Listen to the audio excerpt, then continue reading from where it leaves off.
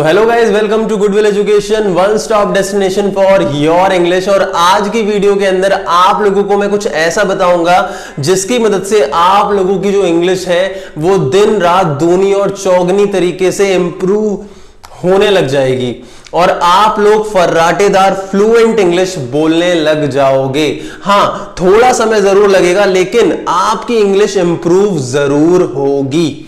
तो आप कैसे इंग्लिश के अंदर फ्लुएंसी डेवलप कर सकते हो, आज हम बात करेंगे उस चीज की। आप कैसे इंग्लिश बोल सकते हो, हम बात करेंगे उस चीज की। सो गाइस, इस वीडियो को एंड तक जरूर देखें क्योंकि इस वीडियो के थ्रू आप लोगों की इंग्लिश में बहुत ज्यादा इंप्रूवमेंट आने वाला है। दूसरी चीज, चैनल को सब्सक्राइब जरूर कर दें और बेल आइकन को जरूर हिट कर दें ताकि हमारी लेटेस्ट वीडियोस की नोटिफिकेशन आपको मिलती रहे, क्योंकि इंग्लिश स्पीकिंग को लेके, इंग्लिश ग्रामर को लेके हम लोग वीडियोस अपलोड करते रहते हैं। तो गाइस, बात करते हैं हम टॉप 10 टिप्स की जिससे हम अपनी इंग्लिश को इंप्रूव कर सकते हैं, अपनी इंग्लिश की फ्लुएंसी डेवलप कर सकते हैं।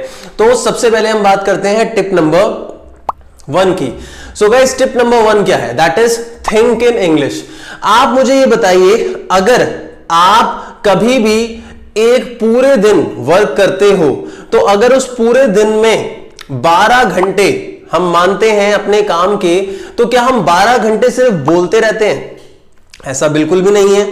12 घंटे में से शायद मुश्किल से ही टोटल हम 2 घंटे या 3 घंटे बोल पाते होंगे, वो भी अगर हम बहुत ही ज्यादा बातूनी हैं। लेकिन हाँ, 12 में से 12 घंटे हमारा माइंड जरूर कुछ ना कुछ बोलते रहता है।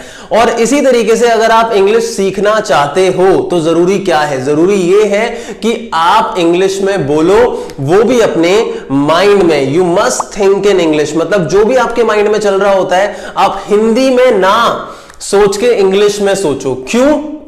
क्योंकि आप जितना ज्यादा इंग्लिश में सोचोगे, एक तरीके से वो बोलना ही हुआ और आपकी इंग्लिश धीरे धीरे इंप्रूव होने लग जाएगी। क्यों? क्योंकि अगर आप किसी लैंग्वेज को इंप्रूव करना चाहते हो, उसके अंदर फ्लुएंसी डेवलप करना चाहते हो, तो आपको ज्यादा से ज्यादा उसके साथ टाइम स्पेंड करना होगा।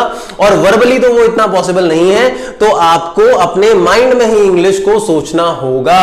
इसका मतलब ये कि अगर आप कोई भी बात कर रहे हो अपने माइंड के अंदर, फॉर एग्जाम्पल आपके फादर ने आपको कुछ बोला, उस बात के बारे में आप अपने माइंड में सोच रहे हो कि मुझे करना चाहिए या नहीं करना चाहिए, तो you can think in English that I should do that और नॉट। इस तरीके से आपको अपने माइंड में ही सोचना है और वो भी इंग्लिश में। तो आई होप आपको टिप नंबर 1 समझ में आ गई होगी। गाइस, अब हम बात करते हैं टिप नंबर 2 की।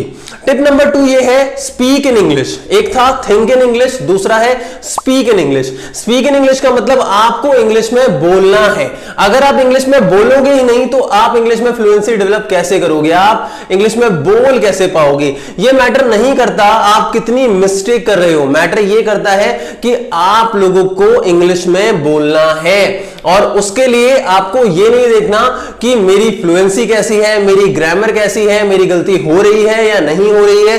आपको बस ज्यादा से ज्यादा बोलना है, क्योंकि जब आप इंग्लिश बोलना स्टार्ट करोगे तो उस पॉइंट ऑफ टाइम पे एटलीस्ट आपका एक कॉन्फिडेंस फैक्टर जो आपको लैक करता है, जो आपके अंदर लैक करता है, जिसकी वजह से आप अपनी इंग्लिश को इंप्रूव नहीं कर पाते, वो धीरे धीरे बूस्ट होना स्टार्ट हो जाएगा। तो आपको क्या करना है? स्पीक इन इंग्लिश, मतलब इंग्लिश में बोलना है। सो गाइस, अब हम बात करते हैं टिप नंबर 3 की। टिप नंबर 3 है वॉच इंग्लिश मूवीज। आप लोगों को सुनना भी है, क्योंकि एक लैंग्वेज को इंप्रूव करने के लिए सिर्फ स्पीकिंग जरूरी नहीं है, लिसनिंग भी बहुत ज्यादा जरूरी है, रीडिंग भी बहुत ज्यादा जरूरी है। तो लिसनिंग में आपको क्या करना है? आपको इंग्लिश मूवीज को देखना है।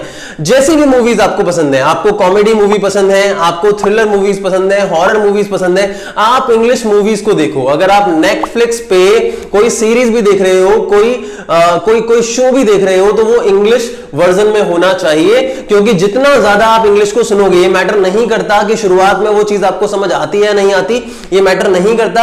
आप लोगों के लिए जरूरी है कि आप ज्यादा से ज्यादा उसे सुनो और सुनने की कोशिश करो, समझने की कोशिश करो, क्योंकि जब आप सुनते हो तो आप उससे भी काफी कुछ सीखते हो। अगर कोई नया वर्ड वहां पे आता है तो उस पॉइंट ऑफ टाइम पे आप उसके बारे में रिसर्च भी कर सकते हो, आप उसके बारे में जानकारी भी इकट्ठी कर सकते हो। सो गाइस हमारी चौथी टिप है टॉक टू कस्टमर केयर। ये चीज मैंने अपनी लाइफ में भी काफी ज्यादा अप्लाई करी है।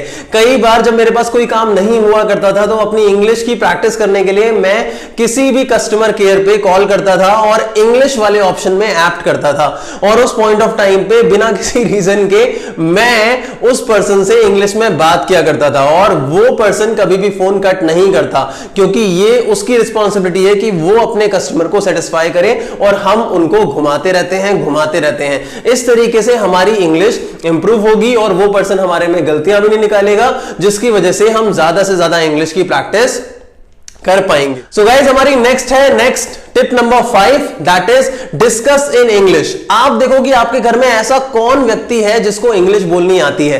वो आपके फादर, मदर, ब्रदर, सिस्टर कोई भी हो सकते हैं। जब भी आप उस व्यक्ति से बात करोगे, ऐसा नहीं है जानबूझ के आपको बात करनी है कि हाँ भाई मुझे इंग्लिश इंप्रूव करने के पर्पज से बात करनी है, ऐसा बिल्कुल भी नहीं है। नेचुरली जब भी आपको उस पर्सन से कोई काम है, जब भी आपको बात करनी है, मम्मी बुला रही है, पापा बुला रहे हैं, कोई भी नॉर्मल बात करनी है, तो उस टाइम पे आपको इंग्लिश में ही बोलना है। अगर उसे इंग्लिश आती है तो वो आपको इंप्रूव भी करेगा और साथ में आपकी उससे कम्युनिकेशन भी हो जाएगी, आपकी उससे बातचीत भी हो जाएगी। इससे आपकी इंग्लिश धीरे धीरे इंप्रूव होगी और आप धीरे धीरे फैमिलियर होने लग जाओगे दूसरे लोगों से इंग्लिश में बात करने को। लेकिन हमारी नेक्स्ट टिप है guys, watch English talk shows. कई सारे ऐसे स्टूडेंट्स होते हैं जो लोग मोटिवेशन लेते रहते हैं काफी सारे टॉक शोज से। वो TED टॉक्स जो है उसके शोज देखते रहते हैं, कई सारे लोगों की बायोग्राफीज, ऑटोबायोग्राफीज पढ़ते रहते हैं। तो मेरा मानना यह है कि अगर आप इंग्लिश टॉक शोज देखते हो तो उससे भी आपकी इंग्लिश इंप्रूव होगी, क्योंकि रियल लाइफ एक्सपीरियंस में जो वर्ड्स यूज होते हैं, जो सेंटेंसेस यूज होते हैं, जो स्ट्रक्चर्स यूज होते हैं, वो सारे के सारे वहां पे आप लोगों को सीखने को मिलेंगे। तो आप लोगों को ये जरूर करना है अगर आप अपनी इंग्लिश को इंप्रूव करना चाहते हो। नेक्स्ट टिप है गाइस हमारी tip number 7, that is read English books और कॉमिक्स। मतलब अगर आप इंग्लिश की किताबें पढ़ोगे तो इससे आपका अंडरस्टैंडिंग लेवल जो होगा वो काफी ज्यादा इंप्रूव होगा। आपको नई नई वोकैबुलरी मिलेगी, नए नए वर्ड्स मिलेंगे और उससे आप धीरे धीरे अपनी इंग्लिश को स्ट्रॉन्ग कर सकते हो।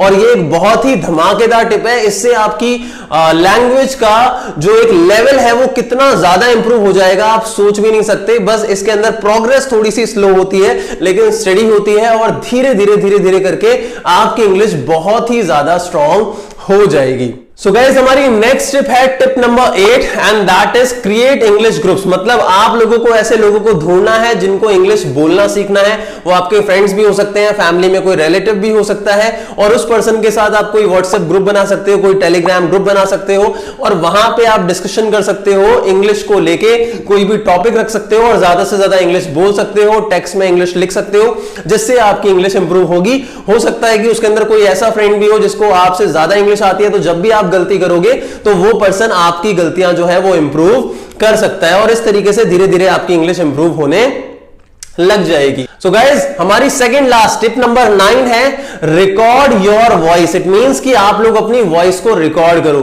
जब तक आप अपनी वॉइस को रिकॉर्ड नहीं करोगे और उसे ऑब्जर्व नहीं करोगे, क्योंकि कई बार क्या होता है कि हमें रूल्स पता है, सारी चीजें पता है, हम जब बोल रहे होते हैं हमें इस बात का रियलाइजेशन भी नहीं होता कि हमने ये गलती कर दी है।